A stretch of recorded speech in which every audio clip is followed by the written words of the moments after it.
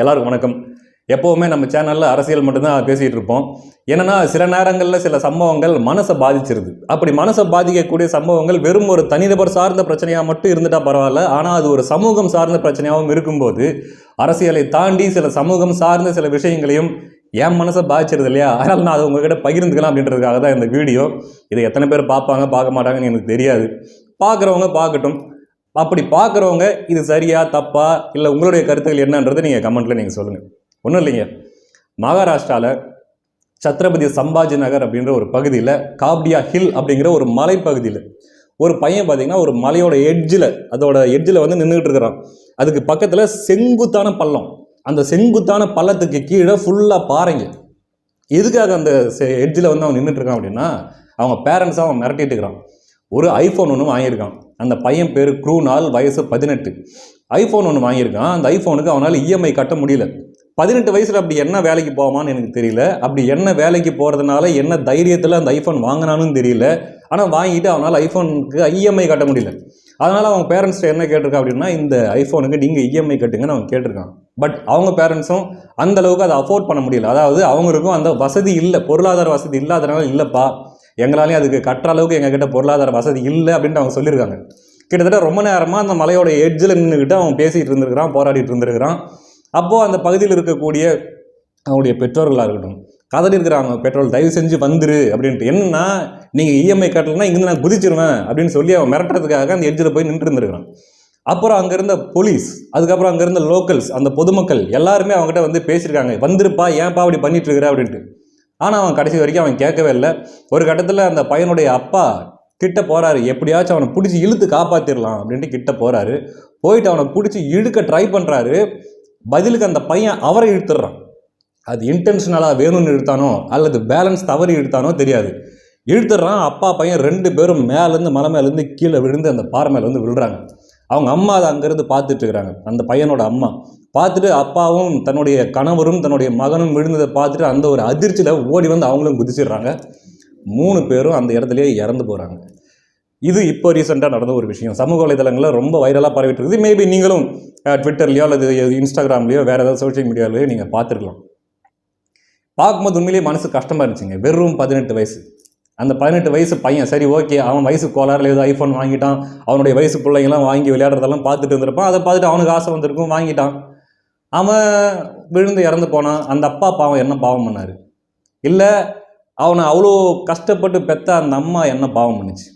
3 பேருமே இறந்து போயிட்டாங்க. எதுக்காக நான் சொல்கிறேன் அப்படின்னா எந்த அளவுக்கு இப்போ இருக்கக்கூடிய இந்த ஜென்ரேஷன், இந்த ஒரு தலைமுறை எவ்வளோ ஒரு வீக்கான ஜென்ரேஷனாக இருக்குது அப்படிங்கிறது தான் நான் சொல்ல வரேன்.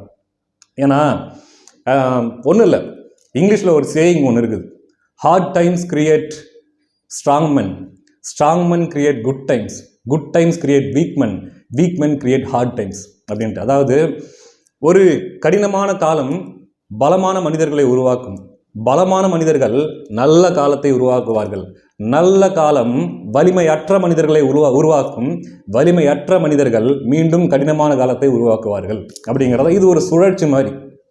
அப்படி எனக்கு நல்லா ஞாபகம் இருக்குது. என்னுடைய பெற்றோர்களாக இருக்கட்டும், அவர்களுடைய பெற்றோர்களாக இருக்கட்டும், அவங்க வளர்ந்து வந்த விதம், அவங்க படித்து வந்த விதம் அல்லது அவர்கள் உழைத்து வந்த விதம் அதெல்லாம் நிறைய சொல்லியிருக்காங்க. சொல்லும்போது அவ்வளவு கடினப்பட்டு அவங்க வந்திருக்காங்க, ஒரு குறிப்பிட்ட பொசிஷனுக்கு வந்திருக்காங்க. வந்துட்டு இப்போ எங்களை வந்து ஓரளவுக்கு நல்லா தான் வளர்த்தாங்க, வசதியாக தான் வசதியான்றதை விட கொஞ்சம் நல்லா கஷ்டப்படாமல் தான் வளர்த்தாங்க. அப்படின்னும்போது அவங்க வந்து ஒரு ஹார்ட் டைம்ஸில் அவங்க இருந்தாங்க. அவங்க கஷ்டப்பட்டு எங்களுக்கு ஒரு குட் டைம்ஸை உருவாக்குனாங்க. பட் நாங்கள் ஏதோ கொஞ்சம் பரவாயில்ல, கொஞ்சம் அந்த 90s கிட்ஸோட பேரண்ட்ஸ் இருக்காங்க பார்த்தீங்களா, ஏற்கனவே நான் ஒரு வீடியோவில் சொல்லியிருக்கேன். அவங்களோட பேரண்டிங் கொஞ்சம் ஸ்ட்ரிக்டாக இருக்கும். பிள்ளைங்களுக்கு கொஞ்சம் கஷ்டம்னா என்னன்னு காட்டுவாங்க. அதே மாதிரி கேட்குறதெல்லாம் வாங்கி கொடுத்து சொகுசாக பழக்க விட மாட்டாங்க. பேசிகிட்டு இருக்கும்போது இடையில ஒரு கால் வந்ததுனால எங்கே விட்டன்னு மறந்து போச்சு. சரி ஓகே, என்ன அப்படின்னா அதான் 90s கிட்ஸோட பேரண்ட்ஸு 90s கிட்ஸை கொஞ்சம் பொறுப்போடு வளர்த்தாங்க. சின்ன வயசில் நாங்களுமே பார்த்திங்கன்னா இந்த டீனேஜில் இந்த 18, 17 இந்த வயசுலலாம் பெற்றோரோட பேச்சை கேட்காம நம்ம தான் கரெக்டு, அவங்க நம்மளை வந்து சப்ரஸ் பண்ணுறாங்க, கொடுமைப்படுத்துகிறார்கள், கொடுமைக்காரர்கள், சித்திரவதைக்காரர்கள், அயோக்கியர்கள் அப்படின்னு நினச்சிக்கிட்டு ஆங்காரம் பண்ணிட்டு தெரிஞ்ச நாட்கள்லாம் உண்டு. ஆனால் ஒரு வயசு வரும்போது அவர்களுடைய கஷ்டம் என்ன, அவருடைய வலி என்ன, அவங்க எதுக்காக இதெல்லாம் பண்ணுறாங்க அப்படிங்கிறத புரிஞ்சிக்க முடியுது. ஒரு சிலர் புரிஞ்சுக்கிறாங்க, ஒரு சிலர் அப்படியே இருந்துடுறாங்க. அந்த டீனேஜில் எப்படி இருக்கிறாங்களோ அப்படியே இருந்துடுறாங்க, தொடர்ந்துடுறாங்க. ஆனால் 90s கிட்ஸு பேரண்ட்ஸாக மாறும்போது அவங்க பிள்ளைங்களை அவங்க வளர்க்குற விதம்ன்றது ஒன்று இருக்குது பார்த்தீங்களா. கேட்குறதெல்லாம் வாங்கி கொடுத்து, அவங்களுக்கு வந்து அடம் பிடிச்சா உடனே எல்லாத்தையும் வாங்கி கொடுத்து, இந்த மாதிரிலாம் பண்ணி அவங்களுடைய வளர்ப்புன்றது கடைசியில் எந்த மாதிரியான ஆபத்தில் கொண்டு போய் நிறுத்துது அப்படின்னா, இந்த மாதிரியான ஆபத்துகளை தான் கொண்டு போய் நிறுத்துது. ஒன்று அவங்க பேரண்ட்ஸ் பண்ணியிருக்கலாம், சரிப்பா அவனுக்கு இஎம்ஐ தானே, அவன் ஃபோனுக்கு இஎம்ஐ தானே, நான் கட்டுறேன் வாப்பா, என் பிள்ளைக்கு இல்லாதா வா அப்படின்ட்டு சமாதானப்படுத்தி கூப்பிட்டு போயிட்டு வீட்டில் வச்சு பெல்ட்டில் வெளுத்துருக்கலாம். ஆனால் அதுக்கப்புறமா அவன் சும்மா இருந்திருப்பானா அப்படின்றது ஒரு மிகப்பெரிய கேள்வி. அதுக்கப்புறம் அவன் என்னென்ன கூத்து பண்ணியிருப்பான், அதுக்கு இவங்க என்னென்ன பலிகளாக இருப்பாங்க அப்படிங்கிறது நம்மளால் சொல்ல முடியாது. அதனால் இது வெறும் அந்த நேரத்துக்கான சொல்யூஷன் கிடையாது. ஒரு உளவியலே மாறணும், மைண்ட் செட்டே மாறணும். அப்போ தான் இது சரியாகுமே தவிர வேறு வழி ஒன்றும் இல்லைங்க. நான் இங்கே இருக்கக்கூடிய பகுதியிலே பக்கத்தில் ஒரு அம்மா, அவங்க ஒரு வீட்டுக்காக போயிட்டு அங்கே பாத்திரம் தேய்ச்சி வைக்கிறது, அந்த வீடு ஃபுல்லாக கூட்டி வைக்கிறது, இந்த மாதிரியான வீட்டு வேலைகள் செஞ்சுட்டு தான் இருக்கிறாங்க. அவங்கள நல்லா தெரியும் எனக்கு. அவங்களோட பையன் வச்சுருக்க பைக் பார்த்தீங்கன்னா கேடிஎம் பைக். அந்த அம்மாவுடைய சம்பளம், அவங்க அம்மாவுடைய வருமானம் எவ்வளோ இருக்கும், அல்லது அவங்க அப்பா என்ன வேலை பார்க்குறாருலாம் தெரியாது. ஆனால் அவங்கள பார்க்கும்போதே தெரியுது கஷ்டப்படுறவங்க அப்படின்ட்டு. ஆனால் அந்த பையன் அவன் என்ன வேலைக்கு போகிறான்னு தெரியல, எப்போ பார்த்தாலும் அந்த இடத்துல தான் சுற்றிட்டு இருக்கிறான். ஆனால் கேடிஎம் பைக் வச்சுருக்கான். எப்படி அதை வாங்கி கொடுத்துருப்பாங்க, அதுக்கு எப்படி இஎம்ஐ கட்ட போகிறாங்க, என்ன ஏதுன்னு தெரியல. ஸோ அவ்வளவு பிடிவாதமாக இந்த தலைமுறை இருக்குது, அந்த அளவுக்கு வீக்காகவும் இருக்குது. ஒரு விஷயம் தனக்கு கேட்டது, தான் நினைச்சது, எதிர்பார்க்கறது உடனே எனக்கு கிடைக்கல அப்படின்னா தன் உயிரையே மாய்த்து கொள்கிற அளவுக்கு, அல்லது எந்த எக்ஸ்ட்ரீமுக்கும் போய் அதை அடையிற அளவுக்கு, அந்த அளவுக்கு ஒரு வீக்கான ஒரு ஜென்ரேஷனாக மாறி நிற்கிறது பார்க்குறதுக்கு உண்மையிலே வருத்தம் அளிக்குது. அதாவது பேரண்ட்ஸுக்கு நான் சொல்கிறது அதுதான், என்னையும் சேர்த்து தான். என்ன அப்படின்னா, தன்னுடைய பிள்ளைகளுக்கு நோ அப்படிங்கிறத அக்செப்ட் பண்ணிக்கிறதுக்கு சொல்லிக் கொடுக்கணும். அதாவது இல்லை உனக்கு இது இல்லை அப்படின்னா அதை நீ அக்செப்ட் பண்ணணும். உடனே வந்து திருவிக்கிட்டு அதை பண்ணிக்கிட்டு இதை பண்ணிக்கிட்டுலாம் நீ பண்ணக்கூடாது. அதை எப்போ இருந்து வளர்க்கணும் அப்படின்னா, குழந்தையிலிருந்தே அதை சொல்லி வளர்க்கணும்.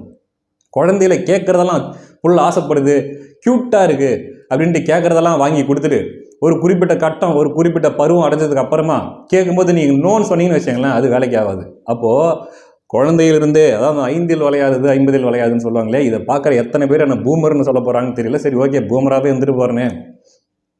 அப்போது குழந்தையிலிருந்தே பிள்ளைங்களுக்கு நோ சொல்லி பழகணும். அந்த நோவை அவங்கள அக்செப்ட் பண்ண வச்சு பழகணும். அப்போ தான் ஒரு குறிப்பிட்ட வயசு வரும்போது அவங்களுக்கும் அந்த பொறுப்பு, அந்த கஷ்டம்னா என்ன அப்படிங்கிறத அவங்களுக்கு புரிய ஆரம்பிக்கும் அப்படிங்கிறது என்னுடைய தனிப்பட்ட கருத்து. ஏன்னா இப்போ நான் பார்க்குற வரைக்குமே பெரும்பாலான பிள்ளைகள் பெற்றோருடைய வலியையும் பெற்றோருடைய அன்பையும் புரிஞ்சுக்கிறாங்களோ இல்லையோ, அவங்களுடைய அன்புக்காக அவங்களோட ஒட்டி இருக்கிறாங்களோ இல்லையோ, எதுக்காக ஒட்டி இருக்கிறாங்கன்னா தனக்கு தேவையான பெனிஃபிட்ஸ்க்காக, எனக்கு அவங்க மூலமாக என்னென்னலாம் கிடைக்கும் அப்படிங்கிற பெனிஃபிட்ஸ்க்காக அந்த மாதிரி போயிட்டு இருக்குது இந்த சமுதாயம் அப்படிங்கிற சந்தேகமும் அந்த மாதிரியான ஒரு இதுவும் வருது. ஏன்னா நான் சொன்னேன்ல, கேடிஎம் பைக்கு வீட்டில் போயிட்டு வீட்டு வேலை செய்கிற ஒரு அம்மா கிட்டே கேடிஎம் பைக்கு கேட்டு வாங்குற அளவுக்கு ஒரு பையனுக்கு மண்டையில் மூளை கோளாறாக இருக்குதுன்னா அது என்ன மாதிரி? அப்போது அந்த அம்மா மேலே அன்பு இருக்குதா, இல்லை அந்த அம்மா கிட்ட இருந்து இருக்கிற எல்லாத்தையும் உறிஞ்சிக்கணும் அப்படிங்கிற அந்த பெனிஃபிட்ஸை மட்டும் வாங்கிக்கணும் அப்படிங்கிற அந்த தன்மை இருக்குதா? ஸோ இதெல்லாம் தான் பார்க்குறதுக்கு உண்மையிலே இந்த ஜென்ரேஷன் எதை நோக்கி போயிட்டு இருக்குதுன்னு தெரியல. ஒன்றும் இல்லைங்க, அது மட்டுமா, இப்போது முன்னெல்லாம் காலேஜஸ், ஸ்கூல்ஸு, ஃபங்க்ஷன்ஸ்னால் என்ன பண்ணுவாங்க, ஸ்பெஷல் கெஸ்ட்னு யாராவது கூப்பிடுவாங்க இல்லையா? எந்த மாதிரியான ஸ்பெஷல் கெஸ்ட்டை கூப்பிடுவாங்க? நல்ல ஒரு ஒரு துறையில் சாதனை பண்ணுவாங்க, ஒரு படித்த ஒரு உயரிய நிலையில் இருக்கவங்க, அந்த மாதிரி இருக்கிறவங்கள தான் கூப்பிட்டு அவங்க வந்து லெக்சர் கொடுப்பாங்க. அது உண்மையிலேயே வாழ்க்கைக்கு பயனுள்ளதாக இருக்கும். ஏன்னா அவங்க கஷ்டப்பட்டு முன்னேறி சாதிச்சிருப்பாங்க. ஆனால் இப்போ உண்மையிலே காலேஜஸில், ஸ்கூல்ஸ்லாம் கூப்பிட்ற ஸ்பெஷல் கெஸ்ட்டை பார்க்கும்போது வேதனையாக இருக்குது. சிறப்பு விருந்தினர்கள் யார் தெரியுமா? இன்ஸ்டா இன்ஃப்ளூயன்சர்ஸ், ஆட்டம் ஆடுறவங்க, ரீல்ஸு போடுறவங்க. அதில் யாரெல்லாம் 1 மில்லியன் ஃபாலோவர்ஸு, 2 மில்லியன் ஃபாலோவர்ஸ் அவங்கெல்லாம் வச்சுருக்காங்களோ அவங்களாம் தான் ஸ்பெஷல் கெஸ்ட்ஸ். அவங்க வரும்போது இவங்க கொடுக்குற இந்த பிள்ளைகள் பண்ணுற வாரங்கள் இருக்குது பாருங்கள், உண்மையிலேயே பார்க்க அவ்வளோ அருவருப்பாக இருக்குது, ஆக்வர்டாக இருக்குது. எப்படா இவ்வளோ கேவலமான மனநிலையாக பசங்களுக்கு மாறி கிடக்குது? எப்படி இவ்வளோ எப்படி சொல்கிறது, இவ்வளோ வீக்காவாக இருப்பாங்க? உன்னைய மாதிரி அவன் சாதாரண ஒரு பையன், உன்னைய மாதிரி ஒரு சாதாரண ஒரு ஆள், அவனும் பெருசாக படித்து கஷ்டப்பட்டு வாழ்க்கையில் முன்னேறி அப்படிலாம் பண்ணல. ஏதோ ஒரு திறமை இருந்துச்சு, அல்லது என்னமோ ஒன்று டான்ஸுக்குன்னு ஆடினானா, இல்லை நடித்தானா, ஏதோ ஒன்று பண்ணான், அவனுக்கு ஃபாலோவர்ஸ் அதிகமாச்சு. ஏதோ அவனை அவ்வளோ ஒர்ஷிப் பண்ணுற அளவுக்கு, அப்படி ஆஹா ஓஹோன்னு அவனை தலைமையில் தூக்கி கொண்டாடுற அளவுக்கு இவ்வளோ வீக்காவாக இருப்பீங்கன்ற மாதிரி இதெல்லாம் தான் பார்க்குறது வேதனை இருக்குது. ரீசெண்டாக கூட ஒன்று பார்த்தேங்க, ஒரு ரீலு. ஒரு வேளை அது கிடச்சின்னா போட்டு விட்றேன். ட்விட்டரில் தான் பார்த்தேன். நம்ம அதிகமாக அந்த அதிகமாக இல்லை, சுத்தமாகவே இன்ஸ்டாகிராம் பக்கம்லாம் போகிறதில்ல. எப்போயாவது யாராவது இந்த ட்விட்டரில் யாராவது ஏதாவது ஷேர் பண்ணாங்கன்னா அது கண்ணில் படும். அப்படி பார்த்தது தான். அது புக் மார்க் கூட பண்ணி வைக்க மறந்து கிடைச்சா ஷேர் பண்ணுறாங்க. இந்த தீபிகா அப்படின்ட்டு ஏதோ ஒரு பொண்ணு, இன்ஸ்டா இன்ஃப்ளூயன்சர்னு நினைக்கிறேன். அது ஏதோ ஏதோ காலேஜோ என்னன்னு தெரியல, மொத்தம் வராங்க. அங்கே இருக்கிற பிள்ளைங்களெல்லாம் பார்க்கணுமே, எப்பா சாமி, உண்மையிலேயே கடவுளே நேரில் வந்தால் கூட அந்த மாதிரியான ரியாக்ஷன்ஸ் எல்லாம் யாரும் கொடுக்க மாட்டாங்க. பார்க்க மனசு கஷ்டமாக இருக்குது உண்மையிலே, புலம்புறதை தவிர வேறு வழி தெரியல. இங்கே பாருங்க, 18 வயசு பையன் அநியாயமாக தான் செத்தது மட்டும் இல்லாமல் தன்னுடைய பெற்றோர்கள் 2 பேரையும் அநியாயமாக, அது கொலை தான். அது வெறும் பெற்றோர்களை மட்டுமே குறை சொல்ல முடியுமா அப்படின்னா அதுவும் தெரியல. ஏன்னு வச்சுக்கோங்களேன், நீங்கள் ஒருவேளை உங்கள் பிள்ளைங்களை ரொம்ப ஸ்ட்ரிக்டாக சொல்லி வளர்த்து அவங்களுக்கு கேட்குறது ஆசைப்பட்டதை வாங்கி கொடுக்காம நீங்கள் ஸ்கூலுக்கோ காலேஜுக்கோ அனுப்பலாம். ஆனால் அங்கே வரக்கூடிய பிள்ளைகள் அவர்களுடைய பெற்றோர்கள் அவங்களுக்கு கேட்டதெல்லாம் வாங்கி கொடுத்து அவங்க கையில் ஐஃபோனும் பெரிய பெரிய பைக்கும் நிறைய இந்த மாதிரி திங்ஸ் எல்லாம் இருக்குது இல்லையா, அதெல்லாம் எடுத்துகிட்டு வரான்னு வச்சுங்களேன். அதை பார்க்கும்போது நம்முடைய பிள்ளைகளுக்கு ஏக்கம் வந்துடும். அப்போது அது ஒரு மாதிரியான உளவியல் தாக்கத்தை ஏற்படுத்தும். ஸோ இது எல்லாமே ஒரு சமுதாயமே மாறினா மட்டும்தான் உண்டு. ஒரு சமுதாயத்துடைய பேரண்டிங்கே மாறினா மட்டும்தான் உண்டு. ஏதோ ஒருத்தர் 2 பேர் பேரண்டிங் மாற்றிக்கிட்டா இது மாறாது. ஒட்டுமொத்த பேரண்டிங்கே மாறினா மட்டும்தான் ஒரு தலைமுறையே சரியான தலைமுறையாகவும் வலிமையான தலைமுறையாகவும், இந்த மாதிரி வீக்கான மைண்ட் செட் இல்லாத தன் மேலே செல்ஃப் கான்ஃபிடன்ஸ் இருக்கக்கூடிய, அந்த கஷ்டமான காலங்களையும் தாங்கக்கூடிய, நோ அப்படிங்கிறத அக்செப்ட் பண்ணக்கூடிய ஒரு தலைமுறையாக வரும். அது ஒருத்தர் மனசு வச்சா முடியாது, ஒரு சமூகமே மனசு வச்சா மட்டும்தான் முடியும். ஏதோ என் மனசுக்கு தோன்றது உங்ககிட்ட பகிர்ந்துக்கிட்டேன். என்ன தவறு, என்ன நிறை, குறை என்னன்றதை நீங்கள் கமெண்ட்டில் நீங்கள் சொல்லுங்கள். அடுத்த வீடியோவில் சந்திக்கலாம். நன்றி.